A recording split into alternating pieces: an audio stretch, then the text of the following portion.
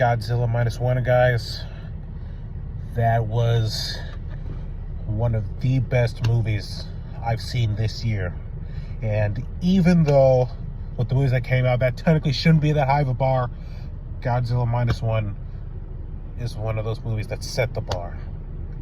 Wow, the soundtrack, the characters, the emotion, everything came together. Now, obviously, I can see a little bit of the effects of Godzilla, especially in one of those regenerating parts. You can see that it's a little off in that its eyes, I don't know if it's just me, but they kind of look too straightforward, or at least the head looks too straightforward. But I mean, other than that, I mean, the Godzilla looked amazing. Its roar, amazing. Wow, and obviously the Japan just being down, just beat down. Obviously the title minus one makes sense once you've read why they stated it. But yeah, this movie was amazing. I would put it in probably my top 5 for this year. Obviously I'd have to move some of my other choices down, obviously. But wow, one of the best movies of the year. The soundtrack really did it for me when they put it where it's supposed to be. The storytelling, the character growth, you know, the themes that were in the movie, you know, sacrifice, you know, camaraderie, courage, bravery, just the ability to keep on going when everything just, you know, just pulls you down. Failure after failure, then they still come back. They manage to make something of themselves. You know, there's, I guess, patriotism. I mean, for that country, I guess, even though you assume patriotism is more of an American thing, but I mean, like, just, I guess, nationalism for their own country, even though, you know, their government, you know, it's left to be desired, their government. But in that movie, of course, just wow.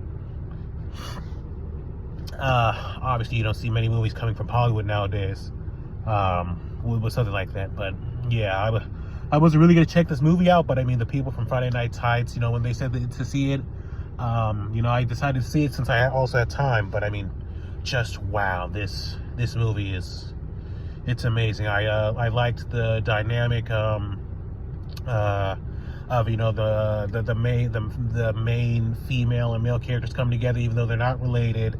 And the child isn't even the woman's. And so, you know, that whole thing, like, in today's terms, that probably wouldn't work. I mean, most people wouldn't even blame that guy for not being with those two. The baby's not even hers. It's just someone else's child that she took on as a, if I remember correctly, as a promise. But, you know, yeah, wow.